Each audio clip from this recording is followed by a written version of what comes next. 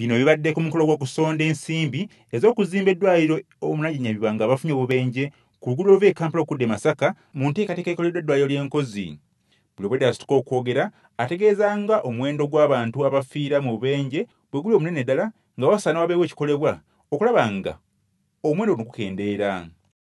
Yo alipoota ya poliisi eraga nti obubenje bwa mmotoka obusoba mu 80 bwe bwakagwawo mu mwaka guno bukyanga gutandika ku luguudo luno, so nga abantu 21 be baakalufiiramu, so nga ate abalala 12 be baakagendera ku bisago eby'amaanyi mu mwaka guno. Leero tubadde twagala okukuŋŋaanya ssente ez'okuzimba ekizimbe ekijjanjabirwamu abagudde ku bubenje oba accident and emergency ward eya Nkozi Hospital, olw'okubeera nga tulina obubenje bungi nnyo ku luguudo olw'e Masaka Road, ate nga kino oluguudo lulungi naye nga n'obubenje bungi nnyo, ate nga eddwaliro lyaffe lyokka eriri wakati wa Masaka ne Kampala.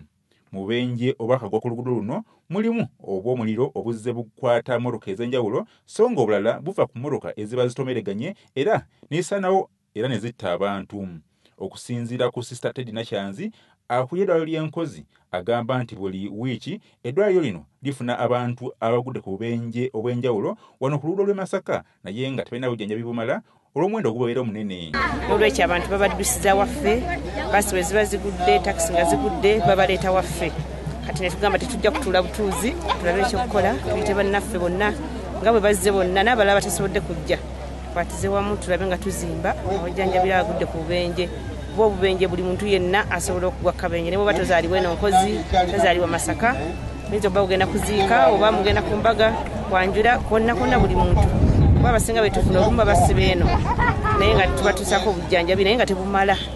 Omukolo guno gusombodde amakampuni ag'enjawulo okuddukira eddwaliro lino ery'Enkozi era nga agamu gatodde ssente enkalu, amalala ne gatoola ebintu ebikalu era nga byonna byakuyamba mu kaweefube ono atandikiddwayo eddwaliro lino. Okwetaba ku mukolo ogw'okusonda ssente ez'okuzimba emergency unit okuyamba ku bantu abafuna obubenje ku luguudo lw'e Masaka. Si kyangu nnyo okuddusa omuntu afunye akabenje okumutuusa e Kampala e Mulago, wabula kyangu nnyo okufuna eddwaliro oba emergency unit esobola okuketalingira abantu abatambula oba basaabaze ababa bafunye ebizibu ku luguudo lw'e Masaka. Tuli basanyufu ngaffe Radio Simba okwegatta ku kampani ezaagaliza obulamu bw'abantu, kubanga obulamu bwe busooka naffe abawuliza abaffe baba balamu nga bwe tuba basanyufu okuba nga tuweereza abantu abalamu abasobola okuweereza eggwanga. Omukolo guno gwatandise na misinde egyatandikidde ku Equator Tower ku lw'e Masaka era nga Omutuba Kardinali Emmanuel Wamala ye yabadde omuddusi omukulu era nga yambibwako Gavana wa Bank of Uganda Professor Emmanuel Mutebire, so nga n'Omulangira David Wasajja naye yagyetabyemu. Obukadde bw'ensimbi obusobe mu 80 bwe busondeddwa okulaba ng'enteekateeka eno etuukirizibwa.